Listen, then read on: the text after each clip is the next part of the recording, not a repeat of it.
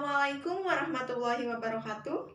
Perkenalkan, nama saya Ira Andriani dari Program Studi Pendidikan Bahasa dan Sastra Indonesia semester 4. Di sini saya akan melakukan peer teaching online pada mata kuliah pembelajaran menyimak dengan dosen pengampu Ibu Ima Siti Rahmawati MPD.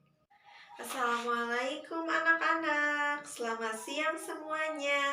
Masih pada semangat kan? Baik, Ibu absen dulu ya. Siapa yang tidak hadir? Rani sama Hilda. Kenapa mereka sakit? Mudah-mudahan mereka cepat sembuh ya, biar bisa mengikuti pembelajaran seperti biasanya lagi. Nah, sebelum Ibu memulai pembelajaran pada hari ini, minggu kemarin kita membahas tentang puisi, apa itu puisi, dan hal-hal yang berhubungan dengan puisi. Baik, sekarang kita akan belajar tentang menganalisis unsur pembangun puisi. Sebelumnya, pada unsur pembangun puisi ini, kita akan membahas dua macam. Yang pertama, struktur fisik, dan yang kedua, struktur batin. Kita bahas satu-satu ya. Yang pertama yaitu struktur fisik, di mana struktur fisik ini termasuk kepada unsur pembangun puisi yang dapat dilihat dan diamati secara langsung oleh mata. Nah, dalam struktur fisik ini terdapat atau terbagi ke dalam beberapa macam. Yang pertama ada tipologi, kemudian ada diksi, kemudian kata konkret, imaji, gaya bahasa, dan terakhir yaitu rima serta irama. Baik, kita jelaskan satu persatu ya. Yang pertama yaitu tipologi. Tipologi adalah bentuk puisi. Banyak kita lihat bentuk-bentuk puisi. Kalau secara umum bentuk puisi adalah bait per bait lurus dari atas ke bawah. Tetapi tidak sedikit juga puisi dengan tipografinya yang unik-unik. Ada yang berbentuk payung, jadi tulisannya itu menyerupai bentuk payung, dan juga ada yang menyerupai obat nyamuk, obat bakar yang bergulung-gulung itu ya. Nah, jadi tipografi itu adalah bentuk puisi atau perwajahan puisi. Kemudian yang selanjutnya yaitu diksi, di mana diksi ini merupakan pilihan kata dalam puisi.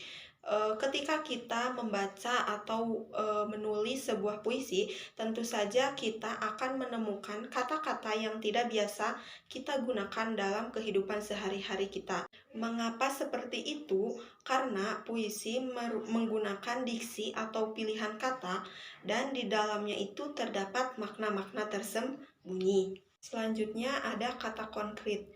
Kata konkret merupakan kata-kata yang bisa membuat kita membayangkan sesuatu secara konkret atau nyata apa yang ingin disampaikan oleh penyair tersebut. Selanjutnya ada imaji atau pencitraan. Untuk imaji ini ada bermacam-macam.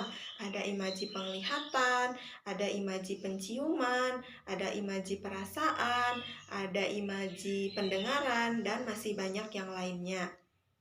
Jadi, imaji itu adalah kata-kata atau kalimat dalam sebuah puisi yang bisa menggunakan panca indera kita itu seolah-olah bisa merasa, bisa mencium, bisa mendengar, dan bisa melihat sesuatu yang ada di dalam puisi tersebut.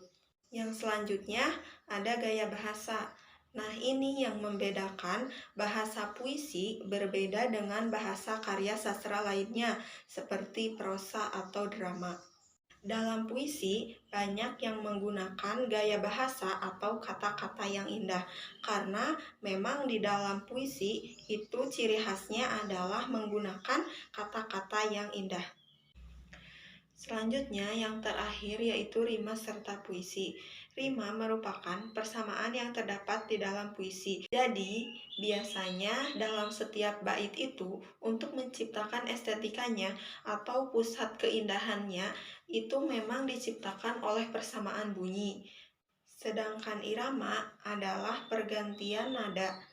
Misalnya, ketika kita membaca sebuah puisi, pasti kan ada iramanya, ada nadanya. Nah, itu yang dinamakan irama. Jadi, Irama itu adalah pergantian pusaka dari tinggi ke rendah, kemudian dari keras ke pelan.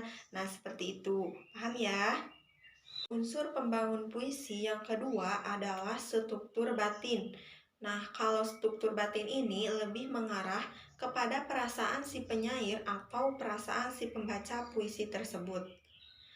Nah, terdapat 4 macam yang termasuk ke dalam struktur batin. Yang pertama ada tema, kemudian ada rasa, kemudian nada, dan yang terakhir amanat. Jadi, struktur batin ini hanya 4. Yang pertama ada tema. Tema itu adalah ide atau gagasan yang menjiwai sebuah puisi. Nah, jadi tema adalah yang menjiwai puisi. Selanjutnya ada rasa. Nah, rasa ini timbul ketika seseorang membacakan sebuah puisi. Misalnya, seseorang membacakan puisi tentang kesedihan. Nah, maka perasaannya akan sedih atau terharu. Kemudian berbeda dengan ketika seseorang membacakan puisi tentang perjuangan. Pasti perasaan yang timbul yaitu rasa semangat berkobar. Nah, seperti itu. Jadi itu yang dinamakan dengan rasa. Yang selanjutnya yaitu nada. Nah, nada ini akan muncul sendiri ketika seseorang membacakan sebuah puisi. Selanjutnya yang terakhir yaitu amanat. Amanat merupakan maksud atau tujuan atau pesan yang ingin disampaikan oleh penyair kepada pembaca puisi. Baik, ketika kita ingin menganalisis unsur pembangun dalam puisi, kita harus memenuhi langkah-langkahnya. Yang pertama, kita harus membaca dan memahami puisi tersebut. Kemudian yang kedua, kita harus memahami struktur fisik dan struktur batin dalam puisi tersebut karena merupakan unsur pembangun puisi. Kemudian setelah itu, setelah kita mengetahui dan memahami struktur fisik dan struktur batin dalam puisi, baru kita bisa menganalisis satu persatu unsur pembangun puisi. Nah, paham ya? Jadi, menganalisis unsur pembangun puisi ini adalah merupakan salah satu cara mengapresiasi puisi yang ada. Nah, sebelum diakhiri, ada yang ditanyakan? Kalau tidak, nanti minggu depan kita akan membuat kelompok dan kemudian buatlah satu puisi dengan memperhatikan unsur pembangunnya. Oke, paham ya? Baik, cukup sekian yang bisa Ibu sampaikan pada pertemuan hari ini. Semoga pada pertemuan berikutnya kita bisa lebih banyak belajar lagi ya. Dan Ibu meminta maaf apabila ada kekurangan dalam penyampaian materi pada hari ini. Mudah-mudahan kita mendapatkan manfaat dari pembelajaran hari ini ya, amin. Mungkin hanya itu yang bisa Ibu sampaikan. Sebelum pulang, marilah kita berdoa terlebih dahulu. Berdoa dimulai. Berdoa selesai. Ibu akhiri ya. Assalamualaikum warahmatullahi wabarakatuh.